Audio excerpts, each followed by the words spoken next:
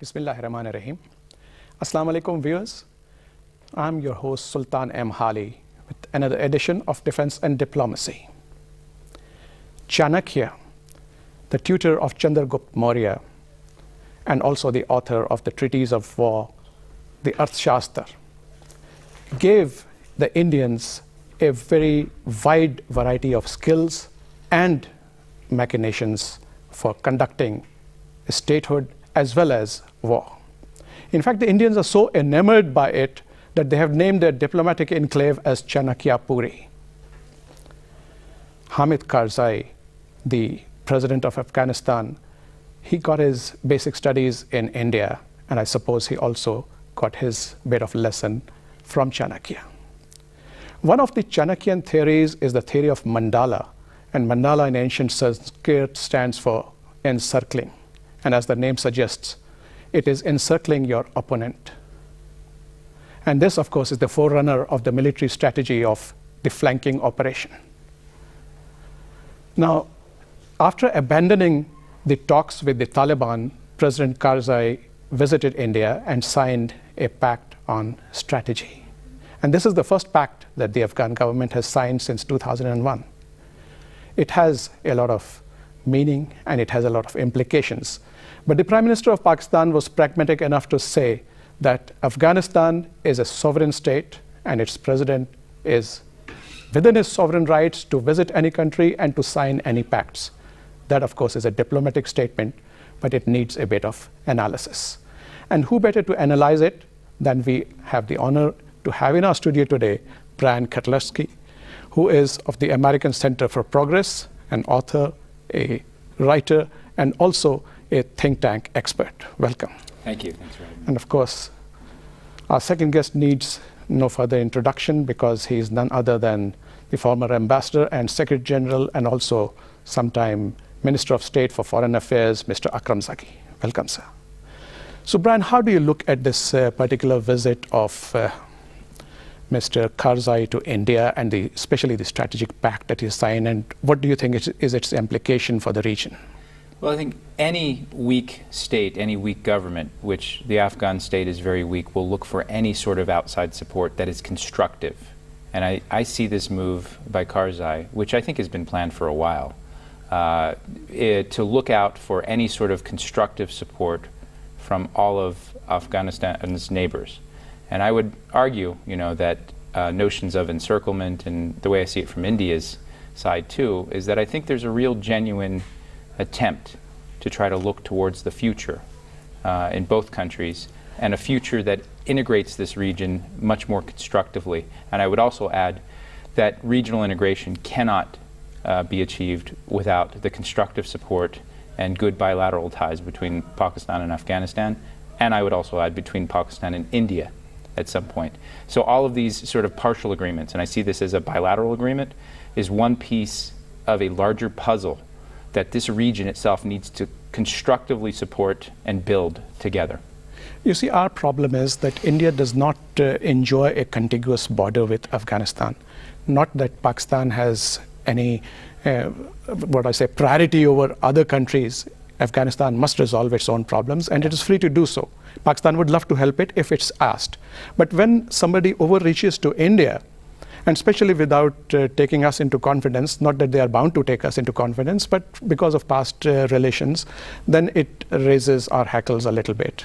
I understand that, and I think the proper reaction is the initial reaction your Prime Minister delivered. And then the next step, I would suggest, though I shouldn't be in the business of giving recommendations to the Pakistani government, I'm an American, but I think as an analyst, I think the next constructive step would be for the Pakistani government to say, we'd like to also have a similar strategic partnership agreement where we're offering constructive support. Because my view is, and I've come to Pakistan many, many times, I have deep friendships with many people here, is that this country has a lot that is good to offer to all of its neighbors, every single one of its neighbors, through economic ties, through its strong, educated, rising middle class.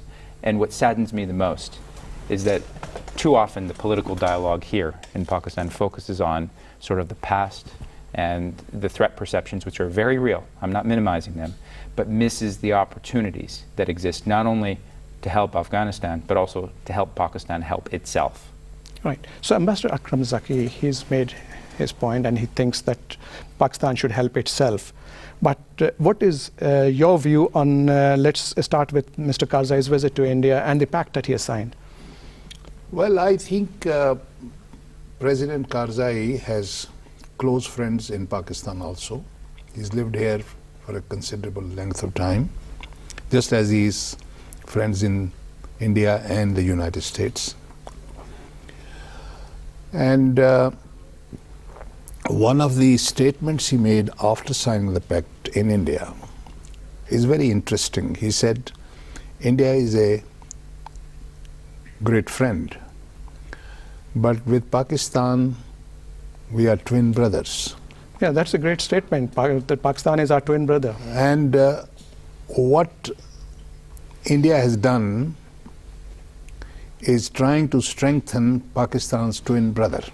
So he has indicated also, in a sense, that he wants a positive relationship with Pakistan, which we welcome. Because Pakistan seeks a stable, peaceful, and strong Afghanistan, and we have demonstrated it very carefully. Especially President Zardari, when he was elected, he invited Hamid Karzai, President of Afghanistan, to his swearing-in ceremony. We also, because there are 3 million refugees who are voters in Afghanistan, we also facilitated his election. And then President Zardari went to his inauguration. We have, our Prime Minister has been visiting, we have had bilateral relations, we have trilateral arrangements with Afghanistan, not only with the United States, but also with Iran, Afghanistan and Pakistan, and Turkey, Afghanistan and Pakistan. So we are making multiple efforts at various levels for having better relations. But at the present, what is a matter of concern is that the most dominant force in Afghanistan at present, which is the United States and its NATO allies, the United States has currently adopted somewhat of a coercive diplomacy vis-a-vis Pakistan. And perhaps Afghan government, which is under tremendous influence from the United States, has also thrown the blame of even Burhanuddin Rabbani, who was a very good friend of Pakistan, on our shoulders. Although we don't know. We were very happy that Rabbani was doing this creative, peaceful efforts. So after making that allegation, immediately cancelling the tripartite talks with Pakistan and going to India is not in a constructive framework. So in fact, what you're talking about is the wrong timing. Blaming Pakistan, first by United States, then by Afghanistan, then going to India, then making the strategic, then of course he has tried The United States, sir, did not blame us for Rabbani's assassination, I mean, they are blaming for having contact with the Haqqanis. They are blaming us for sponsoring so-called attacks on the US NATO Embassy and NATO embassies. headquarters. So in this framework, and then if you see the background of India's cold star doctrine, you see our threat perception is not historical. Historical we were willing to forget. But currently, the cold star doctrine is a very aggressive doctrine that they have, instead of a very heavy mechanization of 3 corps simultaneous attack, they have 8 or 9 independent, self-contained strike force, which will need very little time for getting into action. And they said 72 to 96 hours to occupy strategic points in Pakistan and force negotiations. So with this doctrine, and the cold start doctrine, if you permit, sir, is Pakistan specific. No, cold start doctrine is the current situation.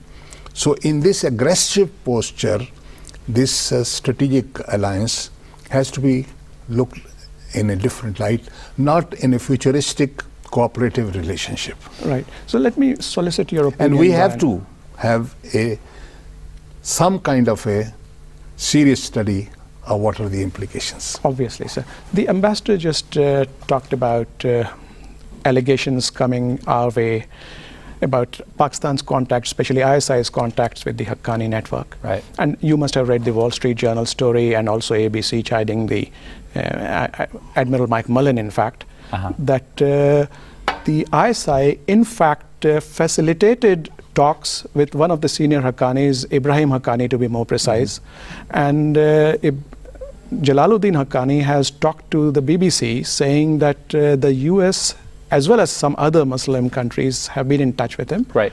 And they have in fact recommended to him to withdraw his relationship with Mullah Omar and join Hamid Karzai's government, which of course he has refused. So in this particular background, how do you see the allegations? Well, first, all of these news reports of various contacts, I, as an outside analyst, I can only take at face value but don't have sort of the primary source information on it. But I don't question the credibility by raising that statement. And I actually do believe, based on what I know about US policy, about Pakistan policy, about the sets of contacts we all have, that there's been a very concerted effort to understand the bottom line positions of a number of actors that fall into this broad label and category Taliban, which is much more sort of, an Haqqani network and their different divisions and things like this. So I don't, deny. I actually think there's been a very assertive approach behind the scenes, and that's the way I think the most effective diplomacy is actually conducted, especially with non-state actors that aren't currently part of some sort of political framework. And I think this has been a core strategic thrust of US policy, particularly in the last year or so, to elevate this means, and I think by any means necessary. And moving forward, and whatever the contacts have been, and there are a lot of sort of hearsay and talk, and again, not verified, of who's been mediating contacts between whom. Names of countries such as Qatar and Turkey and other things. And I bet even Germany. Yeah, I bet all of these channels, I think, have been tried, because I think there's a very serious and concerted effort, from what I understand, on the part of US policymakers to pragmatically recognize that there's no fundamental military solution to the conflict, that you need some form of political and diplomatic negotiations. In this context, where people are testing diplomacy and the limits of diplomacy, they're also looking for confidence-building measures on the parts of organizations that are being engaged. And again, I don't know sort of the intelligence behind allegations of certain attacks that were purported to be conducted by the Haqqani network. I just have no way of knowing that as an outside actor. But based on sort of a history and a set of sort of open source information, and based on comments even by Pakistani politicians, including at this all-parties conference where there was this, I think, show of consensus and unity, several Pakistani leaders saying, look, where there's smoke, there's fire, there's got to be something here. You had one member of the parliament, I think from Baluchistan, saying, look, the ISI could have peace in Afghanistan in a month. That to me seems to be an overstatement, because going back to, I think, these allegations and sort of the, political theater, I call it, I think people have begun and will continue to move beyond the political theater and get back to the very difficult work of really figuring out what is possible here in terms of trying to bring elements that have been outside of a political framework that was constructed years ago at the first Bonn conference, and figure out if there's a way to help Afghans in an Afghan-led process, reconstruct a process here that brings them into the fold. I don't have a wide-eyed, naive assumption about how easy this would be, but I actually think both America and Pakistan have a strong interest, and my sense is, despite what we see in the political theater in my country and in Pakistan, that there are pragmatic individuals who understand that we've got to figure out a way to test the limits of diplomacy and figure out how to get to a political settlement in Afghanistan. In fact, that is the title of this program, Defense and Diplomacy. We would rather have a penchant for diplomacy because, to quote Clausewitz's, war is the failure of diplomacy. But sir, coming back to India, India has been it's been quoted as a major contributor, something like $2 billion in Afghanistan.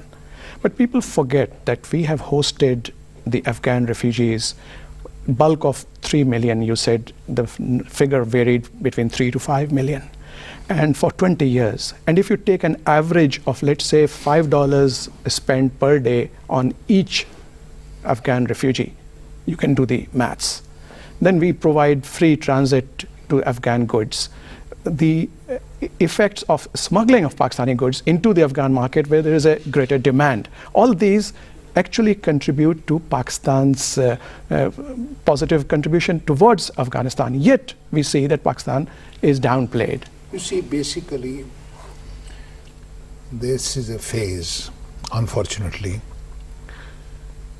that President Obama, perhaps not having enough experience of defense and diplomacy when he went to the White House, genuinely wanted to pull back the troops. Maybe he had the Eisenhower example of pulling back from Korea and gaining popularity. But the military establishment was in favor of surge. And ultimately they prevailed and promised and forced the decision. He agreed to surge. They promised results from surge. But those results are not produced. And there is a great deal of frustration. And as you have, sir, said, that there is a recognition that military solution is not possible, and some methods are being found through various channels. So if this recognition has dawned that military solution is not possible, then coercive diplomacy against Pakistan should also be recognized to be counterproductive. The more pressure they put on Pakistan publicly, the less likely it is that Pakistan government will be able to continue cooperation. That's because the public opinion here is so much inflamed because of the coercive diplomacy of United States, that even if the government wants to fully cooperate with them, they cannot. So I would suggest that the best course would be to desist from putting blame on Pakistan using pressure diplomacy.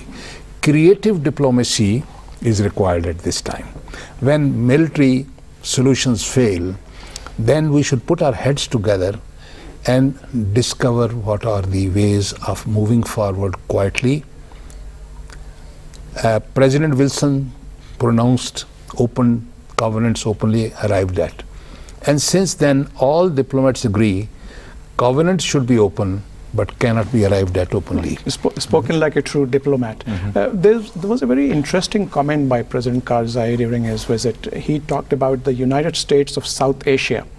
In fact, I wonder if you read it.